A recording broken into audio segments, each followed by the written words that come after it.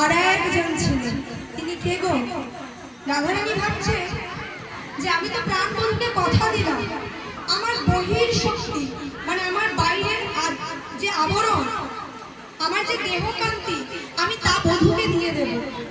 কিন্তু বধূ যখন আমার কথা ভাববে